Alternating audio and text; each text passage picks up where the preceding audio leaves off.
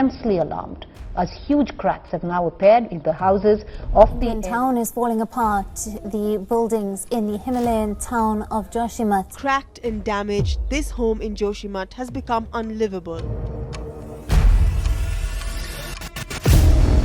The district magistrate declared the town as a disaster-prone zone. Until now, at least 70 families have been temporarily displaced after hundreds of buildings and roads in the town developed cracks. ஒரு நகரம் எப்படிங்க தானா புதையும்? அந்த நகரத்தில் இருக்கக்கூடிய 850 வீடுகளில் திடீர்னு பார்த்தா விரிசல்கள் அப்படிங்கிறது கூடிக்கிட்டே இருக்கு. கடந்த 12 தினங்களில் மட்டுமே 5 சென்டிமீட்டர் அளவுக்கு அந்த நகரம் புதைய ஆரம்பிச்சிருக்கு அப்படிங்கிறத ISRO சொல்லியிருக்காங்க. இப்படிப்பட்ட ஒரு நகரம் தான் ஜோசிமத் அப்படிங்கிற நகரம். உத்தராகண்டில் இருக்கக்கூடிய இந்த ஒரு நகரம் இப்போது மூழ்கி கொண்டிருக்கிறது. இதுக்கான காரணம் என்ன? மனிதர்களா, இயற்கையா, இல்லை மனிதர்களும் இயற்கையும் இதற்கு ஒரு காரணமா? இந்த ஜோசிமத் அப்படிங்கிற இந்த நகரம் ஏன் முக்கியமானது? 1962 யுத்தத்தின் போது இந்த நகரம் செய்த செயல்பாடுகள் என்ன? பல விவரங்கள் உங்களுக்காக எக்ஸ்க்ளூசிவாக தமிழ் பொக்கிஷத்தில். அன்பு தமிழஞ்சங்களுக்கு தமிழ் பொக்கிஷத்தின் வணக்கங்கள்.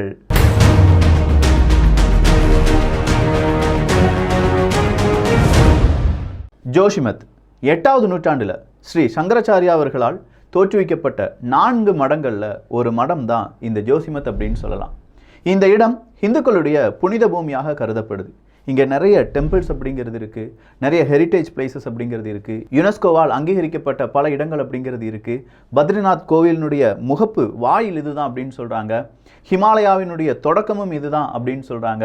கிட்டத்தட்ட 1875 மீட்டர் கடல் மட்டத்திலிருந்து 1875 மீட்டர் உயரத்தில் இருக்கக்கூடிய ஒரு இடம் தான் இந்த ஜோசிமத்.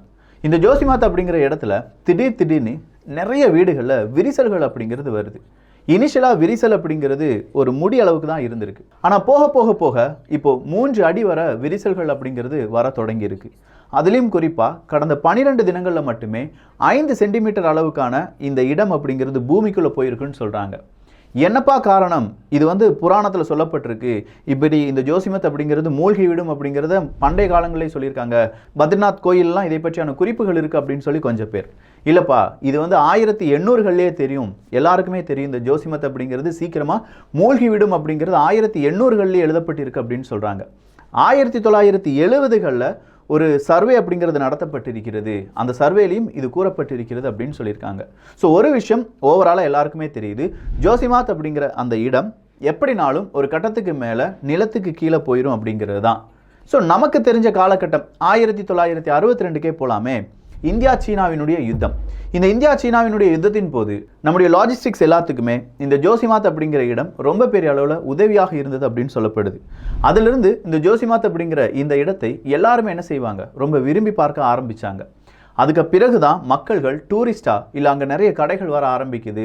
நிறைய பேர் பத்ரிநாத் கோயிலுக்கெல்லாம் போகிறதுக்கான அந்த ஆயத்த நடவடிக்கையில் ஈடுபடுறாங்க. இப்படின்னு சொல்லி இந்த ஜோசிமத் அப்படிங்கிற இடம் கொஞ்சம் கொஞ்சமாக எக்ஸ்பேண்ட் ஆக ஆரம்பிக்குது. இப்படி எக்ஸ்பேண்ட் ஆகும்போது பல நேரங்களில் சில இடங்களில் சின்ன விரிசலை பார்க்குறாங்க. அப்போ 1976 இந்த காலகட்டத்தில் ஒரு 18 நபர்கள் அடங்கிய குழு ஒன்று நியமிக்கப்படுகிறது. MC மிஸ்ரா அவர்களுடைய அந்த உத்தரவின் பெயரில் அவர் தான் தலைவராகவும் இருக்கார். MC மிஸ்ரா அவர்கள் என்ன தெரியுமா சொல்கிறாங்க, இந்த ஜோசிமத் அப்படிங்கிற இடம் கண்டிப்பாக மூழ்கிவிடும், நிலத்துக்குள்ளேயே போயிடலாம் அப்படின்னு சொல்கிறாங்க. அதுக்கான காரணமாக அவர் முன்வைப்பது இதுதான். நிறைய பேர் இங்கே குடியேறிட்டு இருக்காங்க, நிறைய மக்கள் டூரிஸ்டாக வராங்க. ஆனால் இத்தனை பேரையும் தாங்கக்கூடிய வல்லமை இந்த இடத்துக்கு கிடையாது அப்படிங்கிறது. ஏன்னா 1800களே இப்படி சொல்லப்பட்டிருந்தாலும் 1800 1930லலாம் சுவிட்சர்லாந்தை சேர்ந்த ஜியாலஜிஸ்ட் அப்படிங்கிறவங்களாம் இதை பற்றிலாம் சொல்லியிருக்காங்க. சென்ட்ரல் ஹிமாலயா அப்படிங்கிறவங்களுடைய புத்தகத்தில் இந்த ஜோசிமத் அப்படிங்கிற இடம் ஒரு காலகட்டத்தில் இப்படி மூழ்கிவிடும் அப்படிங்கிறது அவங்களே சொல்லியிருக்காங்க. இதுக்கான காரணம் அங்கிருந்து எடுக்கப்பட்ட தரவுகள் தான். இந்த ஜோசிமத் அப்படிங்கிற இடம் நார்மலாக நம்ம பூமி எப்படி உருவாச்சோ அதே மாதிரி உருவானது கிடையாது. எங்கேயோ சில இடங்களில் ஏற்பட்ட நிலச்சரிவு, அந்த நிலச்சரிவு ஒரு இடத்துல விழுகுது. இப்போ மலைக்குன்றிலிருந்து அப்படியே நிலச்சரிவு கீழே விழுந்து அது காலத்தின் கொஞ்சம் பிறகு என்ன செய்கிறோம், அங்கே சில நபர்கள் குடியேறுறாங்க. அப்படி பல வீடுகள் அப்படிங்கிறது கட்டப்படுது. அப்படி உருவானது தான் இந்த ஜோசிமத் அப்படின்னு சொல்கிற இடம். ஸோ இது ஒரு லேண்ட்ஸ்லைட்லேருந்து உருவான இடம் அப்படிங்கிற காரணத்தினால் அதுக்கான கீழே உள்ள போர்ஷன் அப்படிங்கிறது சாலிடான ராக், பாறைகள் அப்படிங்கிறது இல்லை. சாலிடான ராக் இல்லாததுனால நம்ம கூடுதலான வெயிட் அப்படிங்கிறது இதுக்கு மேலே ஏற்றிட்டே இருக்கும்போது எப்படி வேணாலும் அதை என்ன செஞ்சிடலாம், உருக்குலைந்து போயிடலாம் அப்படிங்கிறது தான் எல்லோருடைய கணிப்பு. MC மிஸ்ரா அவர்களும் இதை தான் சொல்கிறாங்க. நிறைய வீடுகள், நிறைய கடைகள் வந்துருச்சு, நிறைய டூரிஸ்ட் வராங்க, எப்போ வேணாலும் இது அன்ஸ்டேபிளாக மாறலாம் அப்படின்னு சொல்லி அவர் ரிப்போர்ட்டை சப்மிட் பண்ணுறார். ஸோ 1976 இந்த மாதிரி ஒரு ரிப்போர்ட் வெளியில் வந்த பிறகு மறுபடியும் அங்கே இதை யாருமே போதர் பண்ண மாட்டேங்காங்க. மக்கள் அவங்களுடைய வாழ்க்கை அப்படிங்கிறத அன்றாடம் எப்படி இருக்கோ அதே மாதிரி வாழ்ந்துக்கிட்டே போகிறாங்க. இவங்க என்னப்பா ரிப்போர்ட் கொடுக்கறது அப்படிங்கிறது தான். ஆனால் இதில் இன்னொரு விஷயமும் சொல்லியிருந்தார். அங்கே இருக்கக்கூடிய மக்கள் அவங்களுடைய கன்ஸ்ட்ரக்ஷனை எந்த விதமான அனுமதியும் இல்லாமல், இல்லாட்டி அனுமதி ஒரு பக்கமாக வாங்கிட்டு இன்னொரு பக்கம் அனுமதி இல்லாமல் சில பல செயல்களை செய்கிறார்கள் அப்படிங்கிறது தான். குறிப்பாக அவங்களுடைய காணல் நீர், அவங்களுடைய வடிகால் திட்டம் அப்படிங்கிறது ரொம்ப பெரிய ஒஸ்ட்டாக இருந்திருக்கு. அண்டர் கிரவுண்ட் வடிகால் திட்டத்தில் எல்லாமே நிறைய மண்களை அரித்து செல்லக்கூடிய ஒரு பருவம் அப்படிங்கிறது அந்த வடிகால் திட்டத்திலலாம் இருந்திருக்கு. ஸோ இந்த வேஸ்ட் வாட்டர் சிஸ்டம் அப்படிங்கிறது ரொம்ப ஒஸ்ட்டாக இருக்குப்பா, அதை மாற்றி விட்டு இந்த மாதிரி டனலில் போகிற வேஸ்ட் வாட்டர் சிஸ்டம்லாம் வேண்டாம், ஒரு பாத்தி மாதிரி கட்டி மேற்புறமாகவே நம்முடைய வடிகால் திட்டம் அப்படிங்கிறது இருக்கட்டும் அப்படின்னு சொல்கிறாங்க. ஆனால் இது செய்ய முடிந்ததா அப்படின்னு பார்த்தா இல்லை. ஏன்னா இப்படி ஒரு பாத்தியை கட்டி ஒரு காணல் நீரை வேறு இடத்துக்குலாம் கொண்டு போகணும், இல்லாட்டி மழை நீரை வேறு இடத்துக்குலாம் கொண்டு போகணும்னா நிறைய செலவாகும். மக்கள் ஆல்ரெடி அங்கே கூட்டமாக வாழ வந்துட்டாங்க. ஸோ அங்கே இருக்கக்கூடிய அரசாங்கங்கள் மெத்தன போக்கு அப்படிங்கிறத காண்பிக்கிறாங்க. நிறைய சுற்றுலா பயணிகள், நிறைய விதமான ஆலயங்கள் எல்லாமே இருக்குது அப்படின்னு சொல்லும்போது மக்கள் அங்கே இருக்கக்கூடிய வருமானத்தை பார்த்தாங்களே தவிர அவங்களுடைய எதிர்காலம் என்ன அப்படிங்கிற கேள்வியை கேட்க மறந்துட்டாங்க. அரசாங்கமும் ரொம்ப நாள் இது அப்படியே சைலண்டாகவே விட்டுட்டாங்க. ஆனால் இந்தியாவினுடைய ஆய்வறிக்கையின்படி ஒரு வருடத்திற்கு 2.3 சென்டிமீட்டர் அளவுக்கு இந்த நகரம் அப்படிங்கிறது மூழ்கிக்கிட்டு தான் இருந்திருக்கு அப்படிங்கிறாங்க. ஸோ இப்போ 12 தினங்களில் 5 சென்டிமீட்டருக்கு மேலே இந்த நகரம் மூழ்க தொடங்கும் போது தான் இந்த ஒரு எமர்ஜென்சி பட்டன் அப்படிங்கிறது அழுத்தப்பட்டிருக்கிறது. 860க்கும் அதிகமான வீடுகளில் கிராக் அப்படிங்கிறது விழுந்திருக்கு. 1000க்கும் அதிகமான நபர்கள் வேறு வேறு இடங்களில் தங்க வைக்கப்பட்டிருக்காங்க. அப்படி தங்க வைக்கப்படும் போது அவங்களுடைய வீடுகள் எல்லாமே விட்டுட்டு வரணும். ஸோ இனிஷியலாக ஒரு 1.5 லட்சம் ரூபாய் உங்களுக்கு கொடுக்கப்படும் அப்படின்னு சொல்லி எல்லா நபர்களுக்கும் ஒரு 1.5 லட்சம் ரூபாய் அப்படிங்கிறது கொடுக்கப்பட்டிருக்கு. சரி, மனிதர்கள் அங்கே குடியேறினாங்க, மனிதர்கள் அந்த இடத்த அவங்க சரியாக கவனிக்கல, இல்லை அது ஒரு லேண்ட்ஸ்லைடால் உருவாக்கப்பட்ட ஒரு இடம் அப்படிங்கிறது அவங்களுக்கு தெரிந்தும் பல பாரங்களை ஏற்றினார்கள் அப்படிங்கிறது ஒரு காரணம். அடுத்த காரணம், சரியாக அண்டர் கிரவுண்ட் வழியாக செய்யப்பட்ட காணல் நீர் தொட்டிகள் எதுவுமே சரிப்படாது, அதனுடைய வழிகள் சரியில்லை அப்படிங்கிறது தான். மூன்றாவது ஒரு காரணமும் இருக்கு. இந்த இடத்துல எப்போ வேண்டுமானாலும் நிலநடுக்கம் வரலாம் அப்படிங்கிற ஒரு இடம் ஜோன் 5ல் இருக்குது அப்படின்னு சொல்லியிருக்காங்க. இந்தியாவில் நிலநடுக்கம், நிலச்சரிவு வரக்கூடிய இடங்களை ஜோன்ஸ் அப்படின்னு சொல்லுவாங்க. Zone 2, zone 3, zone 4, zone 5. இதில் ஜோன் 5 அப்படின்னு சொல்கிறது எப்போ வேண்டுமானாலும் என்ன வேணாலும் நடக்கலாம் அப்படின்னு சொல்லக்கூடிய இடங்கள் தான். ஸோ அதில் ஒரு இடம் தான் இந்த ஜோசிமத் அப்படிங்கிற இடம். ஸோ நிலச்சரிவு, நிலநடுக்கம் வரலாம் அப்படின்னு சொல்கிறதுல மிகப்பெரிய அளவு அபாய எச்சரிக்கை கொடுக்கப்பட்ட ஒரு இடத்தில் இத்தனை வீடுகள், கடைகள் எப்படி வந்தது அப்படிங்கிறது அரசாங்கத்துக்கே சொல்கிறதுக்கு பதில் இல்லாமல் இருக்காங்க. அந்த அளவுக்கு அங்கே ஊழலும் நடந்திருக்குன்னு சொல்கிறாங்க. மூணாவது காரணத்தை பார்த்துட்டோமா? நான்காவது காரணம், திடீர்னு பார்த்தா மிகப்பெரிய அளவில் மழை அப்படிங்கிறது வெளுத்து வாங்குது. Climate change. அப்படி மழை வெளுத்து வாங்குறதுனால நிறைய ஆறுகள் அப்படிங்கிறது, இதுக்கு ஒட்டியே நிறைய ஆறுகள் அப்படிங்கிறதுலாம் இருக்குது. அந்த ஆறினுடைய பாதை அப்படிங்கிறதுலாம் அடிக்கடி மாற ஆரம்பிக்குது. ஸோ ஆறுகளுடைய பாதைகளும் அதன் வழியாக போகக்கூடிய நீரினுடைய அந்த ஸ்பீடும் கூடும்போது அங்கே என்ன நடக்குது? நில அரிப்பு அப்படிங்கிறது நடக்குது. 1976 இந்த இடத்துல எப்படி வேணாலும் லேண்ட்ஸ்லைடு நடக்கலாம் அப்படின்னு சொல்லும்போது மரங்களை வெட்டுவதற்கும் பெரிய பெரிய பில்டிங் எல்லாம் கட்டுவதற்கும் தடை விதிக்கப்பட்டிருந்தது. ஆனால் இப்போ பெரிய பெரிய பில்டிங்கும் வந்துருச்சு, அங்கே இன்ஃப்ராஸ்ட்ரக்சரை நாங்கள் மேம்படுத்துகிறோம் அப்படின்னு சொல்லி நிறைய காடுகள் அழிக்கப்பட்டிருக்கு அப்படின்னு சொல்கிறாங்க. அதன் கூடவே கிளைமேட் சேஞ்ச், மனிதர்கள் செய்த பலவிதமான பிரச்சனைகள் காரணமாக மழையினுடைய தாக்கம் அதிகரித்திருப்பதால் அங்கே நிலச்சரிவு அப்படிங்கிறது ஏற்பட ஆரம்பிச்சிருக்கு. இது நான்காவது காரணம். ஐந்தாவதா இன்னொரு காரணமும் இருக்குது. இப்போ இருக்கக்கூடிய இந்த நிலப்பரப்பு இருக்குது பார்த்தீங்களா, நாம் இப்போ இமயமலை அப்படிங்கிறது புதிதாக உருவான மலை அப்படின்னு சொல்லுவாங்க. ஏன்னா ஐரோப்பிய ஒன்றியத்தினுடைய அந்த நிலத்தட்டும் இந்தியாவினுடைய அந்த நிலத்தட்டும் ஒன்றோடு ஒன்று உரசிக்கொண்டு இருக்குது. அப்படி உரசக்கூடிய இடத்தில் இந்த ஜோசிமத் அப்படிங்கிற இடமும் ஒன்று தான். ஸோ இதில் ஏதாவது ஒரு சின்ன பிரச்சனை வந்தாலும் என்ன நடக்கும்? ஜோசிமத் அப்படிங்கிற அந்த பகுதி கொஞ்சம் கொஞ்சமாக கீழே போக வாய்ப்புகள் இருக்குது அப்படின்னும் நம்முடைய விஞ்ஞானிகள் கண்டுபிடிச்சு சொல்லியிருக்காங்க. நம்முடைய விஞ்ஞானிகள்னா ISRO இருக்காங்க, அதே மாதிரி national oceanic and atmospheric administration NOAA அப்படின்னு சொல்லக்கூடியவங்க தான் அக்டோபர் 2021 190 மில்லிமீட்டர் 24 மணி நேரத்தில் அங்கே மழை பெய்திருக்கு அப்படிங்கிற பதிவை செஞ்சுருக்காங்க. அந்த மழை காரணமாக மிகப்பெரிய அளவு நில அரிப்பு அப்படிங்கிறது ஏற்பட்டிருக்கு அப்படின்னும் சொல்லப்படுது. அடுத்ததா ISROவினுடைய national remote sensing centre NRSC அப்படின்னு சொல்லுவாங்க. இந்த NRSC தான் ஏப்ரல்லேருந்து நவம்பர் 2022 வரை இந்த லேண்ட்ஸ்லைடு அப்படிங்கிறது இல்லாட்டி இந்த மண்ணரிப்புலாம் கொஞ்சம் ஸ்லோவாக நடந்திருக்கு. ஆனால் இந்த டிசம்பர் மாதம் ரொம்ப ஸ்பீடாக அது நடக்க ஆரம்பிச்சிருக்கு.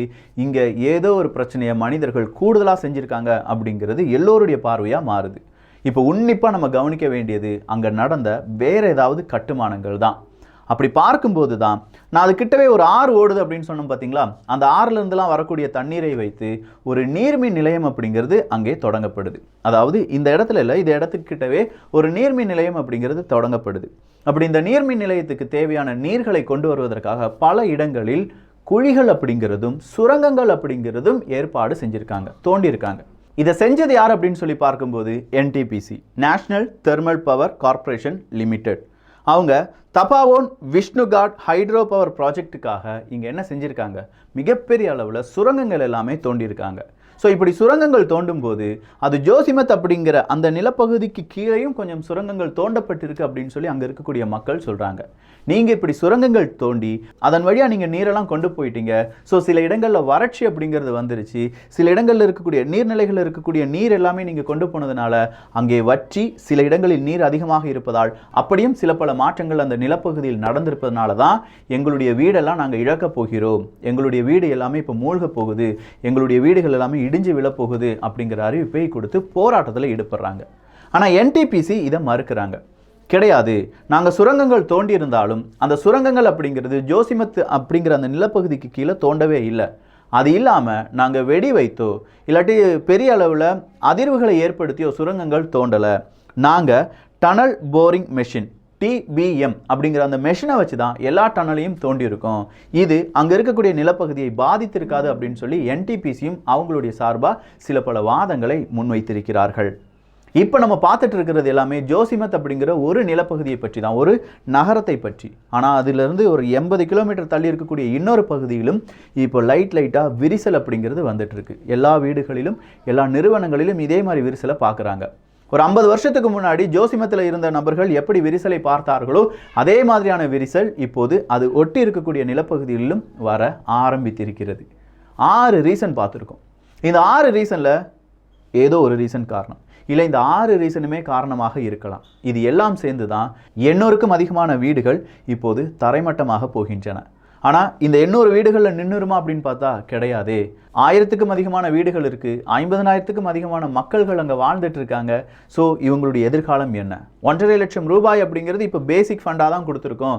நிலத்தினுடைய வேல்யூ என்ன அப்படிங்கிறத பார்த்துட்டு உங்களுக்கு கூடுதலான தொகை கொடுக்கப்படும் அப்படிங்கிற அறிவிப்பு எல்லாமே கவர்மெண்ட் சார்பாக கொடுக்கப்பட்டாலும் எப்படி அந்த மக்களுக்கு நாம் சொல்லி புரிய வைப்பது, இல்லாட்டி அந்த மக்கள் எப்படி அதை அக்செப்ட் பண்ணுவாங்க? நான் பிறந்து வளர்ந்த இடம் இப்போ இல்லைன்னு சொல்கிறீங்களே, இது எப்படி நியாயம் அப்படின்னு சொல்லி அந்த மக்களுடைய குமரலும் இங்கே கேட்டுத்தான் வருகிறது.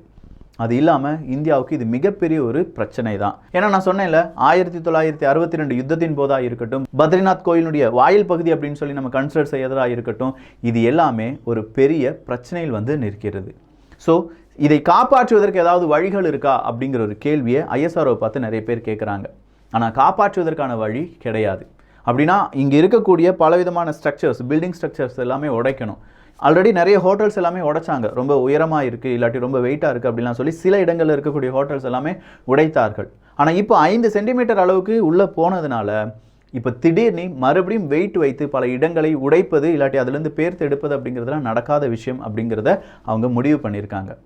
போகிற வரைக்கும் போட்டோம், எவ்வளோ சீக்கிரம் இது உடையும் அப்படின்னு எதிர்பார்க்குறாங்க. அப்படி அது உடைந்து போகவில்லை என்றால் அடுத்த கட்ட நடவடிக்கை என்ன அப்படிங்கிறத இவங்க யோசித்து பார்ப்பாங்க. ஸோ ஜோசிமத் அப்படிங்கிற அந்த நிலப்பகுதி ஏன், எதனால், எப்படி, எந்த காரணத்திற்காக இடிந்து செல்கிறது, தன்னைத்தானே புதைத்து கொள்கிறது அப்படிங்கிறதுக்கான கம்ப்ளீட் டீட்டெயில்ஸை உங்களுக்கு நான் பகிர்ந்திருக்கிறேன். நிறைய பேர் இந்த ஜோசிமத் அப்படிங்கிற பகுதியை பற்றி தேடிக்கொண்டிருக்கிறார்கள். நீங்கள் அவங்களுக்கு உதவலாம் இந்த காணொலியை ஷேர் பண்ணி. ஸோ இந்த ஒரு காணொலி பற்றிய, வீடியோ பற்றிய உங்களுடைய கருத்துக்கள், கமெண்ட்ஸ் இங்கே வரவேற்கப்படுகின்றன. Please leave your comments. நல்லதை பகிர்ந்து ஷேர் பண்ணி நல்ல சமுதாயத்தை உருவாக்குவோம். நன்றி, வணக்கம்.